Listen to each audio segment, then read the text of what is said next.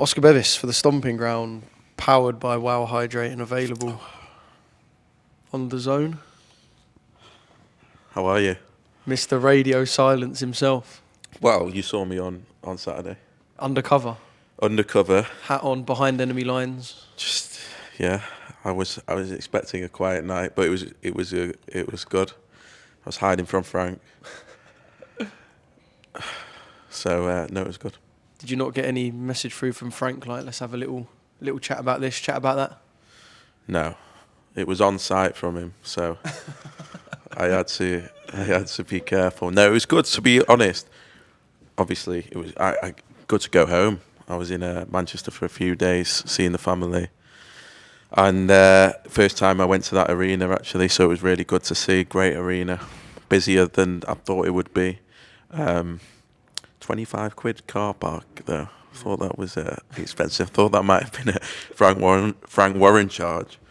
But no, it was. Can that not get expensed back? Yeah, no, I mean he's messing, but I just thought that was expensive for just a punter, I guess. But it was good. It was really good. Really nice venue.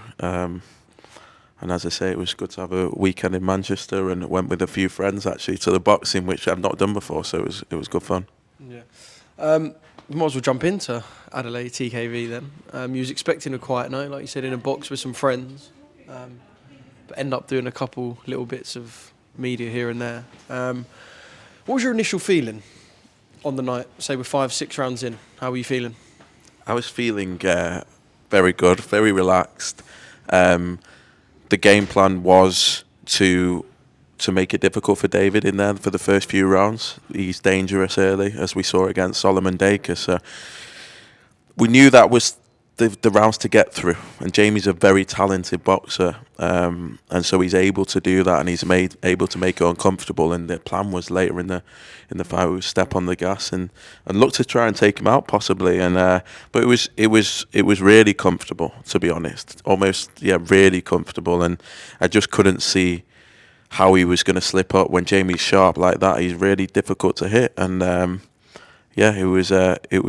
he was cruising. He really was. It wasn't the best fight. It didn't match the energy we got at the press conference, did it? No, but again, table flip, water everywhere, Frank's suit soaked through, and then. But that was Jamie's plan. He had to take the sting out of David.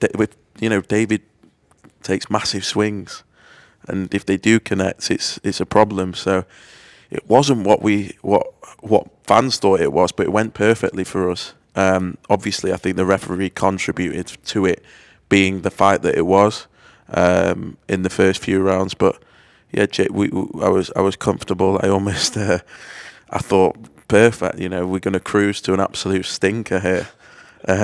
Horrible away win on the road. Yeah, it was like Back five. Yeah, disgusting. Home fans are booing.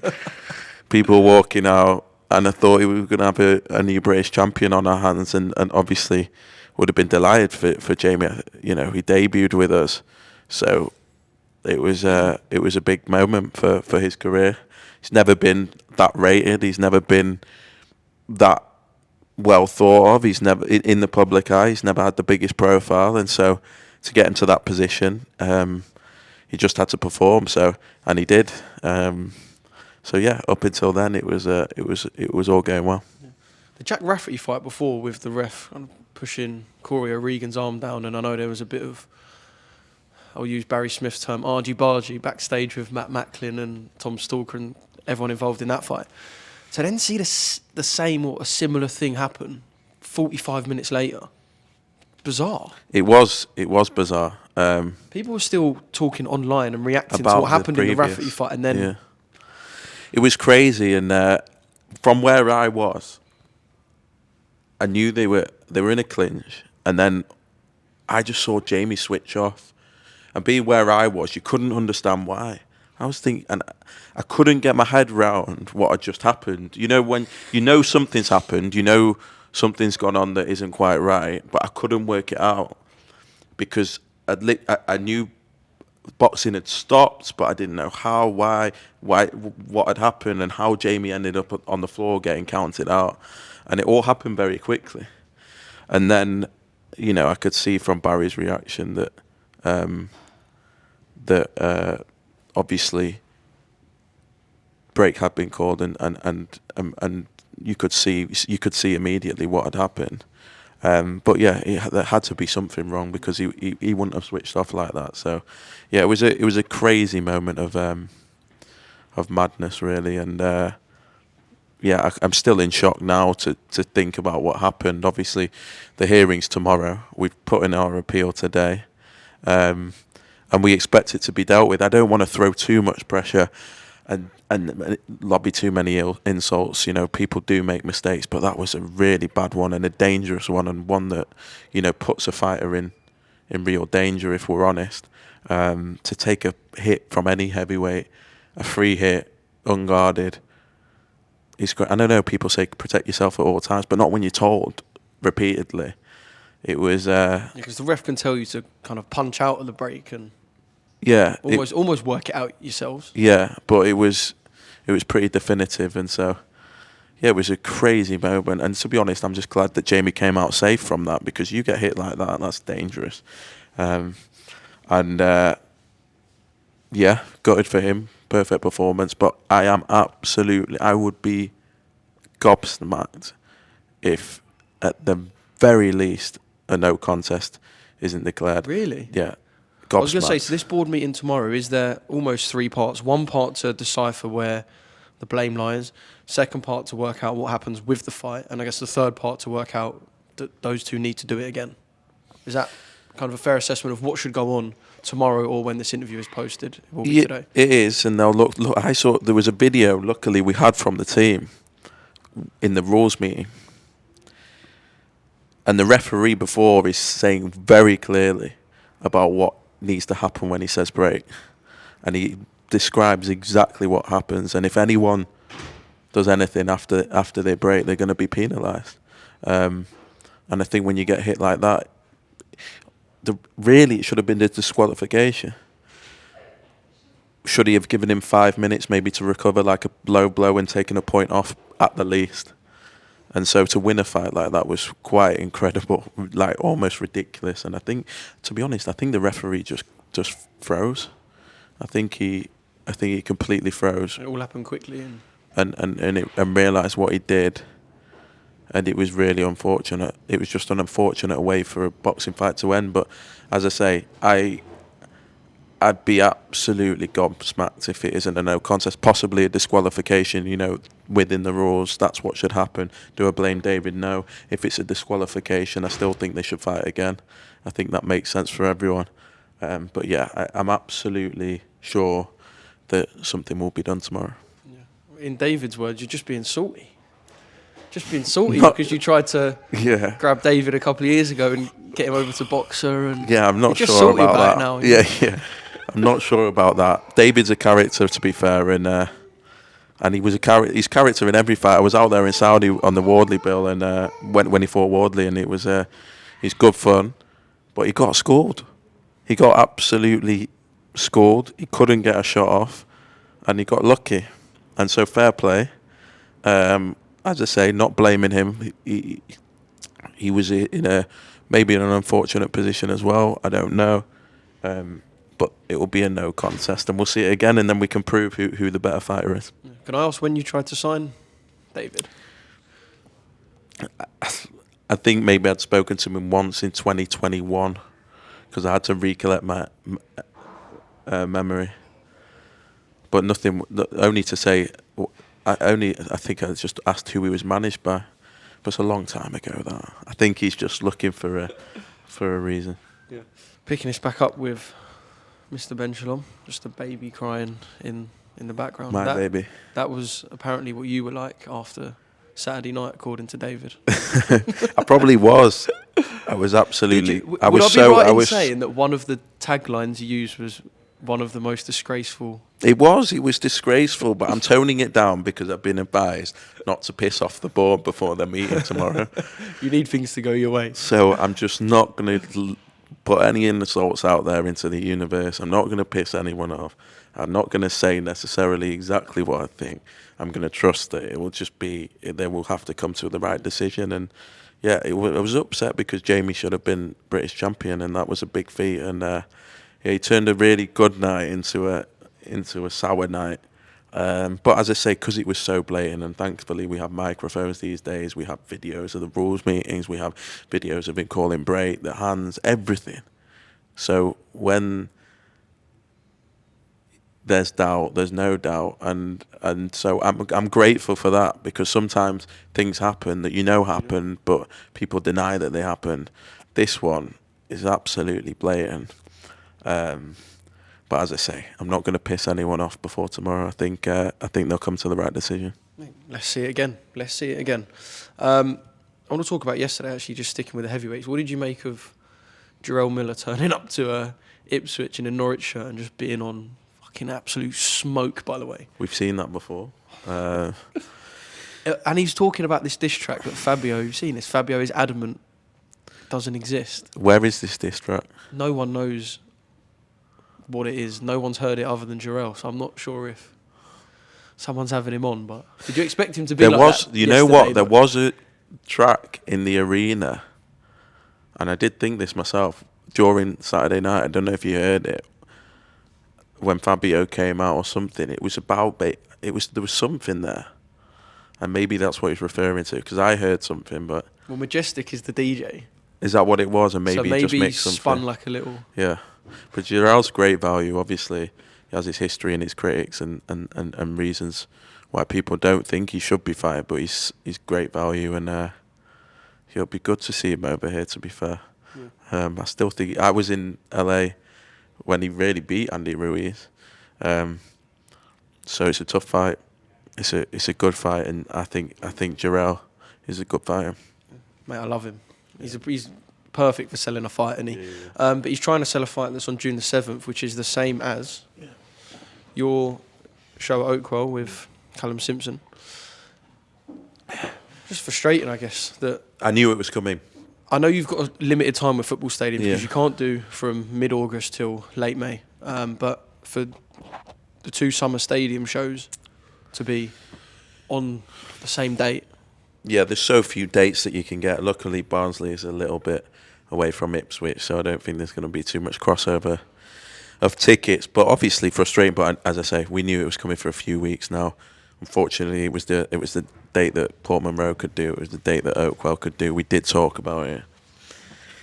It's unfortunate. We want it. Every fighter's dream is to fight in the home stadium. We've done it a few times. Callum's been there before. You can't miss that date.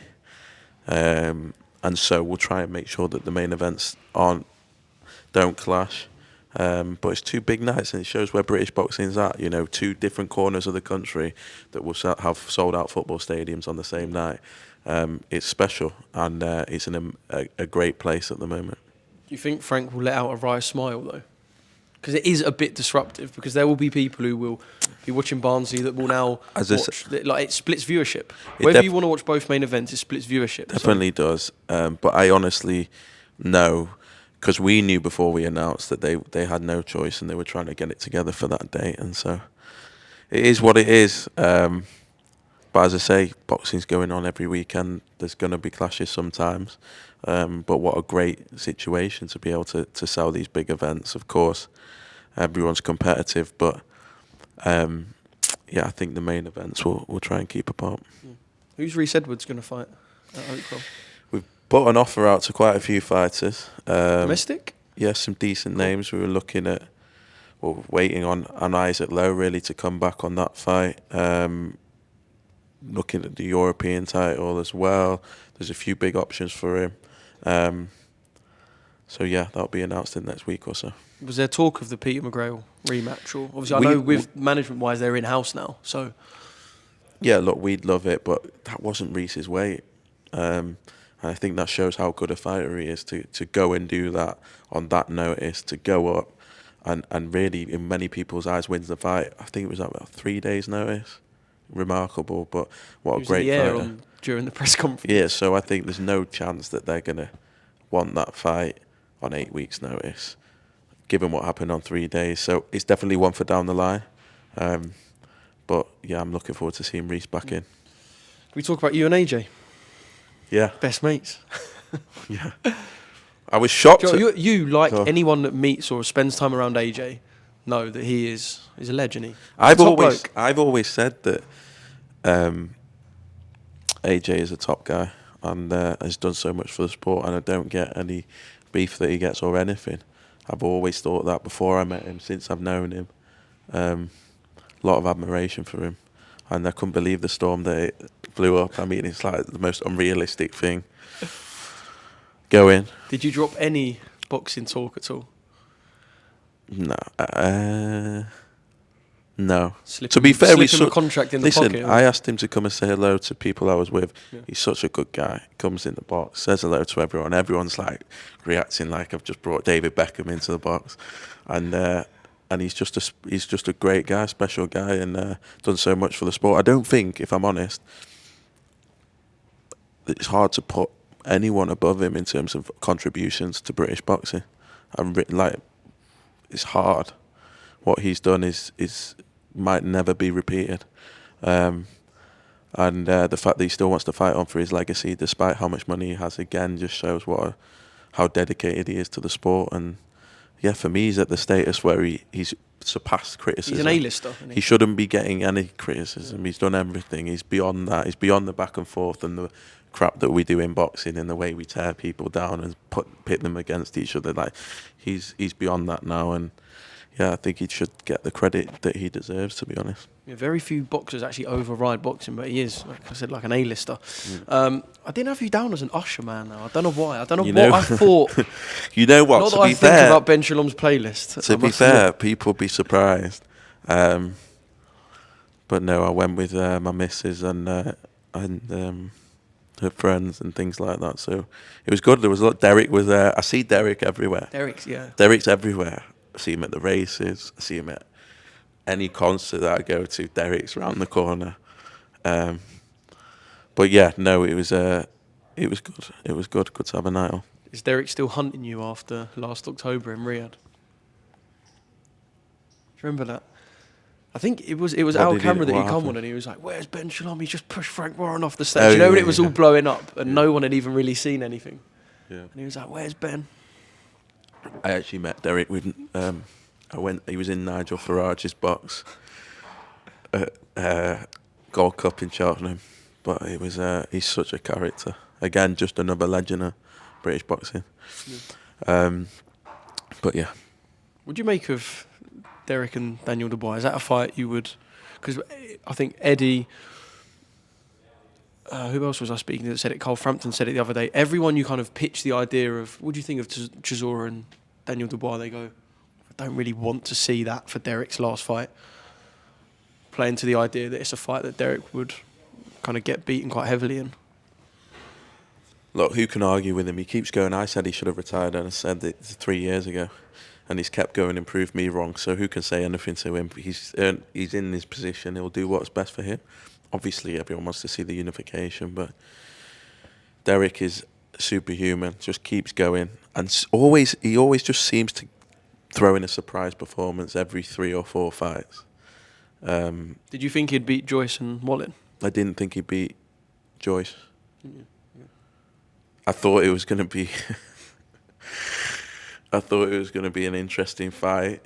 That's for sure. It was only going to be one type of fight. Yeah, right. But I was surprised, and I think he showed he had quite a bit left in the tank. So yeah, he just keeps going, and who's to say he won't fight for a world title again? Yeah. I mean, there is a universe where Derek Chisora, 50th fight, becomes a world champion. Right, Whittaker Cameron. I like to do this. Can we timeline how it all went on? So I guess there's a point where you realise there's been a mistake contractually. Who's drawn up this? Look, I'm not gonna throw anyone under the bus. The mistakes happen. All it was, and I didn't expect it to go to this, because these things do happen sometimes. And usually when there's 2 partners working together, they know what was agreed and what was intended. And I think it was a couple of days after one of the bits of paperwork was done on the Cameron side that we realised well, I realised that there'd been a mistake in there, which I'm happy to say. But these things happen. We then informed their team straight away and thought it would be resolved fairly quickly. Obviously, it's like the worst probably person to do that to, and I knew it was going to be painful and long and expensive. I was going to say, surely you weren't expecting this to be easily resolved. It was because it was a rematch and it was only it was never discussed to be a 12-round fight. Everyone knew what it was. I think they've probably, at the time, Bakole was getting done and TK beat Adeleye. So I think the team were using the same templates. So someone in the office has obviously made a little mistake, which happens. It's an expensive one for me, but it happens. And so, yeah, but it was notified almost straight away. And then it just dragged on, and then it was this, and then it was that. And then I think we were close, and then suddenly there's an interview done. But last week, after that, we sort of agreed to what they wanted. And it would be a 10-round fight. It's nothing to do with Benn Whittaker. I apologise to Benn in the sense that it was a rematch. It was all we've he's always agreed it was a 10-round fight. He's gone into training. He's in camp. He knows what it is. Everyone really knows what it is, and so, it was on us to sort out. But he's deep in camp, and I doubt he's even popped up for air to see this sort of stuff. But as I say, it was sort of left on us to go and get that done. And yeah, these things do happen sometimes. Humans can make mistakes in an office, and usually it can get resolved quite quickly. But this one it's been resolved. But Liam Cameron's got bigger pockets. He's got bigger pockets. It was, and I've got smaller pockets. But it is what it is, and we've got a great fight. And to be fair, it's nothing to do with the fighters. It's we've got a great fight on our hands, and if anything, it's probably made it a little bit bigger. Yeah. Was he told to not speak too much about it? Like he's made comments as if he was perhaps not silenced. But listen, we were trying to resolve it. There was because I guess it's easier for you for it to be resolved behind. Correct, and obviously the money we get asked for is so ridiculous, and then it's like trying to make it sure it's reasonable, and then you think you're close, and then it gets further away, and then it's like, speak to him. Oh no, speak to him. Oh no, speak to him. I must have gone round the whole team. But to be fair, look, Queensbury and their office are just sending you on a run. Yeah, all is fair in love and war is what they say. So it's one of those things where it probably couldn't have happened to in a worse situation. But these things happen, and we've accepted what they want, and it's done. Simon Jordan was very defensive and quick. He kind of you could tell he wanted to move the conversation on, but he said in the end he was like, if I was Frank Warren, I wouldn't budge on. Yeah, to be fair, the only thing I would say to that is we all know what it was.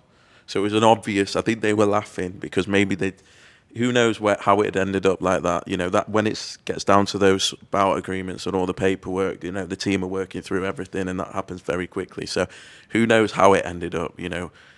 The background to this fight, once Queensbury signed Liam, has been hard work. We agreed a purse we felt at the start, and then it changed, and then it increased, and then it's hard work. And so how that happened, I don't know, but everyone knew what it was, and so they've had a good laugh about it, and probably had a good fun in the media, and obviously it's a decent opportunity for them to wind me up, but I have to take it on the chin, and as I say, we've accepted what they want, and look forward to a great fight. Yeah, I was about to say you're going to just breathe a sigh of relief on April the 21st, but then you go into the biggest fight week of the year, so it's going to be a crazy week. On that, do you expect Frank to turn up on fight night? I asked him yesterday, and he said, I might. Look, Queensbury haven't. Don't get me. They've not promoted Liam Cameron before. This was after the first fight, and not to say that they're not involved, but it's he'd be welcome any time. It's just I think it's made it more difficult for us. Let's be honest. It's been a hard slog getting this one over the line, and we'll move on. April 21st, as you said, will be a nice day to move on. And but in all seriousness, it's a massive fight, and Benn's training really hard. Really happy that he's with Adeleye. He's switched on. He's focused. There's no taking him lightly. Good team around him. Really excited for him to perform. Really excited for him to perform and put in a massive performance. Yeah.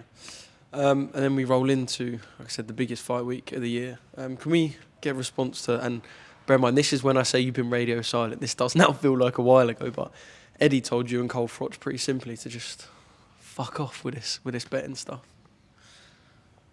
I'm still here for a bet, though, if I'm honest. So am I. I think it will happen. What stipulations are there? When it comes to have the a bonus, basically. Right. It's different if you're betting on someone to lose, but, we're backing our own guys to win, which I think was the intention when Eddie brought it up in the first place. So I'm not looking to wind him up. I'm looking to say, look, it's there. You presented it to me. I did have to check, being the geek that I am, about the rules and the regulations. I've found now that it's absolutely fine to have a bonus for the promoters, so we're happy to go. And I say that with all sincerity. I'd like that to happen. I think it makes for an even more interesting fight. I'll obviously, if I lose that fight, I think I'll be getting a new job. So, he's probably got less to lose, let's be honest, than I have. So let's do it. Let's have it, and let's make it even more interesting than it already is. I don't see swerve the promoter bonus. I actually do like Eddie's idea of, I would say this. Did you hear what he said about the punishment for either of you two on the Stomping Ground? Go on, no. So if Conor Benn wins, 3 2-minute rounds or 2 3-minute rounds of sparring between you and Eddie on the Stomping Ground. If Chris Eubank Jr. wins, he'll clean your car on the Stomping Ground. He'll clean my car? Did he say that? He said that, yeah. And he said you can take the piss. You can be like, go on, Ed, get right in the alloys. We could even put like a little £2 pay-per-view price on it and give it to charity, whatever, Mum. So he said my punishment would be 3 2-minute rounds with him, sparring. He's basically saying if Conor wins, he'd like to... All right, we'll do that. Fuck you up. But we'll do that. But he can buy me a car and then wash it. How's he washing a new car? Well, I'll take it for a spin for a day and then he can wash it. Go rally. We'll do something like that. I don't mind whatever he wants. I'm happy to put a bonus in there. It's crazy that it's like 3 weeks away. It feels like it's been one of them that feels like it was never going to come. It's taken so long. Even Piers Morgan feels like months ago now. Yeah, it's mental. I can't believe it's quite here. There's things still to do. Like, I've had a quiet week, and now we've got obviously Whittaker. That is a big show. That, like, if Eubank Benn wasn't happening, all the talk would be about that show, and it still is. But it's a huge show. Sold about tickets in Birmingham. Which quality. Is ridiculous. Like the first time we've headlined back. First time we've ever headlined with Benn. First time in the Midlands. Fraser's on the card. Obviously got a great fight between Sam Eggington and Cutler. Tyler Denny against Elvis. Even Elliot Well against Lucas Ballingall, which is a great fight. So there's some really good fights. Mark Jeffress returns, who's got his eyes on the winner of Callum Simpson against Zucco. So that's a massive night. And then obviously Eubank Benn is massive as well. The teams are in overdrive. There's so many things to do. 6 days apart. It's going to be a mental couple of weeks. I've got a lot of fighters fighting, a lot of things that can go right, a lot of things that can go wrong. But that's why I love the sport. It's like, what other thing could give you as much adrenaline as this?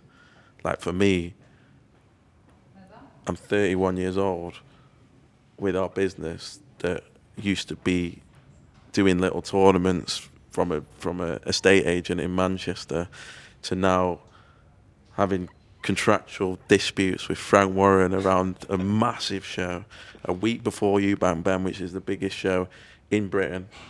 And we've got the A side, and he's going to walk through Conor Benn. We've got Vidal Riley in a huge fight, and someone that Such a good fight we've as well, been that flying. Yeah, massive. Chris Billen-Smith in an amazing fight. He's been on smoke as well, Brandon Glanton, by the way. Yeah, Have you seen some of his interviews? I have, saying but that Chris's wife's going to be weeping. Yeah, I know. Ringside He's nuts, but he knows how to create a buzz. And but yeah, so much, like, as I say, it's just a buzz. It's going to be such a buzz. And Bakole fighting the week after on the Canelo card, like those 3 weeks, you know, it's going to be really interesting. And we still don't know if Senior's going to turn up to Senior fight week as well. There's so much being planned on that night as well. The entertainment, the things that are going on. I think we've still got a fight to add, actually, which I need to announce. Come to think of it, but there's a lot happening. That night will be even watching it at home. The spectacle's going to be ridiculous. The things that I'm seeing the teams are working on blow my mind. Absolutely blow my mind. Turkey's pulling out some of the stops, and everyone's working well. So yeah, it's going to be a crazy few weeks. But looking forward to my lads getting in the big fights and seeing them perform and hopefully come through. Yeah, big time for the business, mate. Yeah. That's what it's all about. Just on Senior, do you want Senior to be there on fight week? Because look, if he is, it's good, but it's so big, he doesn't need Chris Eubank Senior. But I mean, I do want Chris to be there. I just think. Do you think Conor wants Chris to be there? I think everyone wants Chris Senior to be there. Did he speak with sincerity on Piers? I think so. Look, he is an icon of British boxing, and he is a big part of the reason why this is such a big fight and where it came from. Obviously, it's taken into a world of his own now, but he's a character that sort of transcends the sport, and he's been very close to Junior throughout his life, and so I want him there as a dad, not as a trainer. It's not in the corner, just in the front row. That's not, with Jonathan Banks and the team have been working all camp. We've got a great, had a great camp, and he's ready to go, and he might not be posting as much as Conor Benn, but believe me, he is ready to go. And everything's been going well. He's had the camp in London. He's soaking it up. He's ready. But of course, we all would like his dad there. Don't think it will make any difference to the result, but it would certainly make a big difference to the spectacle. And yes, it's hairs stand up on the back of your neck type of stuff when you are involved in something as historic as this, and I think it's going to be remembered for years and years to come. I know there's a lot of detractors of the event, but there's not many places in the world that can create an event like this that crosses this many generations and is going to transcend the sport. As I say, in the whole of the country on that weekend, it will be the biggest thing happening that weekend, and I can't wait. I cannot wait. It's that moment when they touch gloves. That's the sort of goosebumps, hairs on the back of your neck you're talking about. Can I ask you a question that Eddie alluded to about buying social media followers? I know it's a bit of a random one. I keep seeing this. I'd like him to be specific because I don't have any followers. I'm presuming he means boxer rather than... Again, like I know a few YouTube outlets do it. They should. I'm not naming. Yeah, they do. Yeah. Do they? Yeah, they do. They do. A few do. Listen, if he can say that boxer are doing it, I highly doubt it. But if that's what he's referring to, I don't know. To be honest, you're telling me that, so I don't know. Maybe it's a deflection tactic away from the bet. I don't. Who knows? Who knows? What are you expecting next for Lauren? I was with her last week, and she obviously in a good mood, put in a brilliant performance. Yeah, put in an offer to. Is Clarissa unrealistic? No, definitely not. I think Lauren Price is the one that fans will be excited. No, Lauren's going to go through the weights, but I think fans would seriously back Lauren Price potentially in that fight, and not many other fighters would be given a chance. Have you got the best female fighter in the world, do you think? pound for pound with Lauren? I think in a year, I think you won't even be asking me that question. You'll just be saying it. She's that good, but she's got to prove it. You know, she's done well so far. She's been flawless, but she's hungry. We're putting an offer for Michaela Mayer to top rank. We're discussing it at the moment, whether that happens in Vegas or Cardiff. Those are the two options. Obviously, we prefer Cardiff. We'll do whatever we can to make it there. Amazing that Michaela wants to fight. We've worked with Michaela so many times. She's an absolute pleasure to deal with, and a great fighter and a great ambassador for the sport. So to have the prospect of, you know, being involved with a fight with her again is amazing. I think she's improved. I think she's now comfortable at the weight. I'm not sure she was earlier on. You know, I think she was getting used to it when she first came up to 147. But I think her third fight of the weight, but the most recent fight against Sandy showed that she's kicked on. You know, she stepped up a level. That was a really good performance, and it makes for an unbelievable fight. The two best in the division, and yeah, I'm looking forward to it. I think it's going to happen next. Yeah. Final one. Let's finish with the big man, Martin Bakole. Actually, let's switch it up. Yeah. Billy Nelson versus Eddie Hearn over Paddy Donovan, Lewis Crocker. Yeah. I've got to be careful what I say, because Billy will say that I need to be on his side. But Billy's very strong, has a very strong opinion, backs his fighters to the hill, falls in love with his fighters. Every fighter in his stable is going to be a unified world champion, and I mean that in a good way. He's got some great fighters, and he's a great trainer. And look, emotions were high that night. I actually like Paddy Donovan as well. I think I tweeted that night that I felt it was really harsh on Paddy. Yeah. What happened, yeah. So I'm glad that there's a rematch. I think there should have been a rematch. I think Paddy was really unfortunate that night. But Billy, probably, look, it's hard. I know how hard it is when you promote both fighters. I've never had one that has gone completely smoothly. It's the worst ending if you promote both fighters. It's awful. Like, every one that I've done, and I've done quite a few, has not been smooth. And I've ended up either slightly falling out with one or both of them, usually both of them. So it's really hard. Honestly, people don't realise, as a promoter, you're meant to be completely behind your fighter.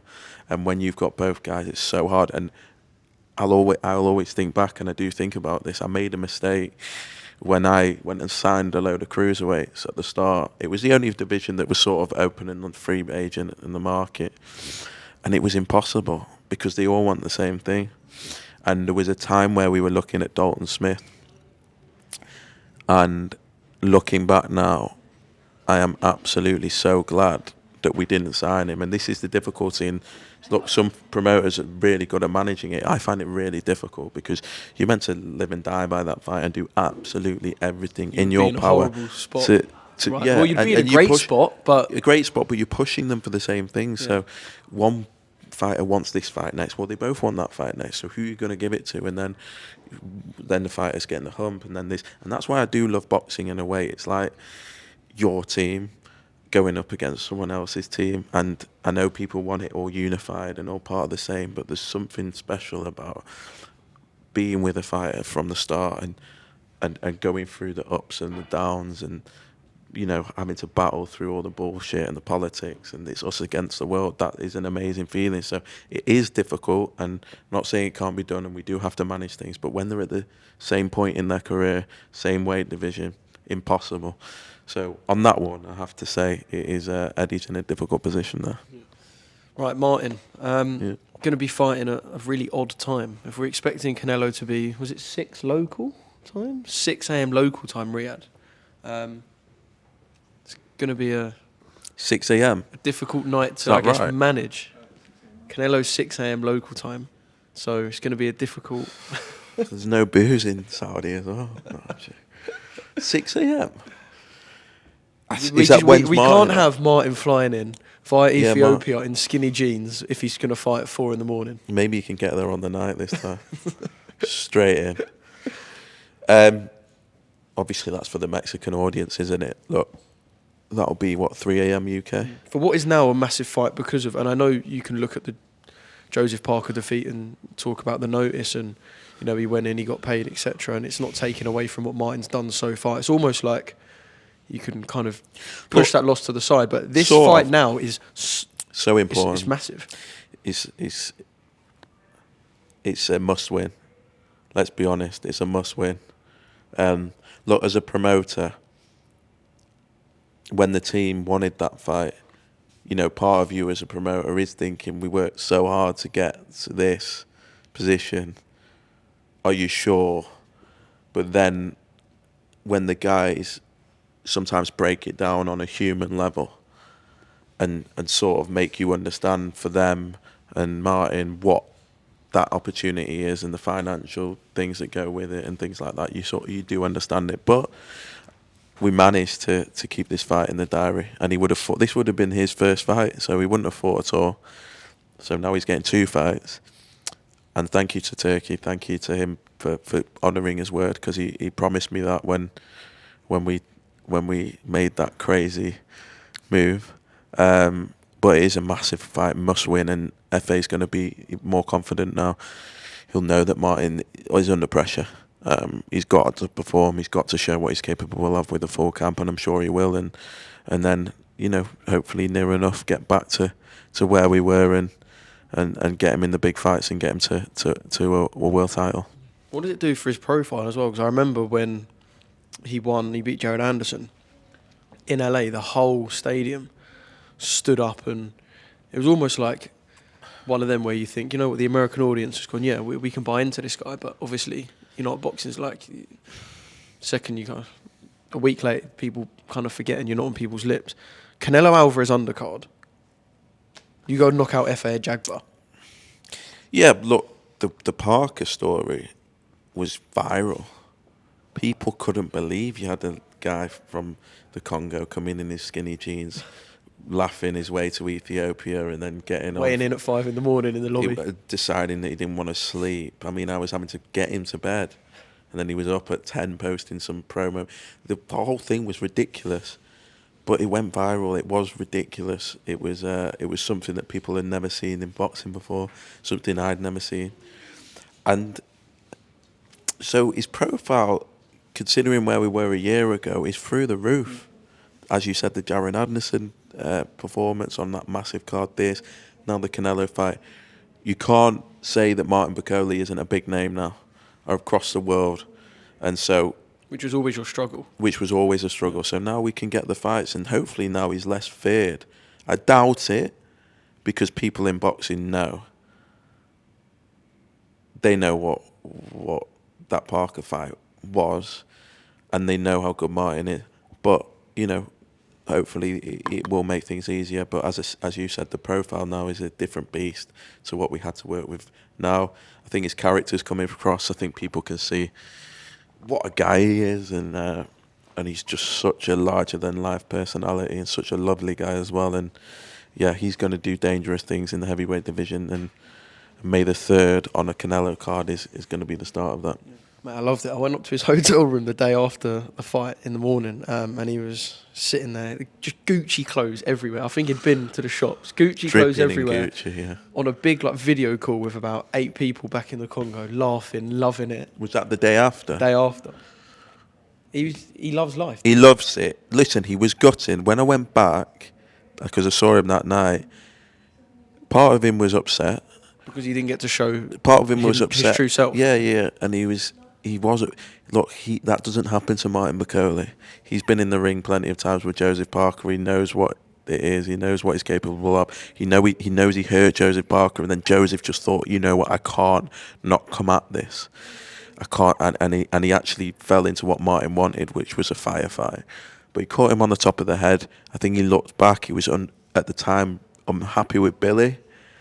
You know, because he said he was fine, and he was just dizzy, and he would have been fine. May the 3rd, though. But yeah, but Billy made the right call. And given the camp, I think if he'd had a camp, Billy doesn't make that call.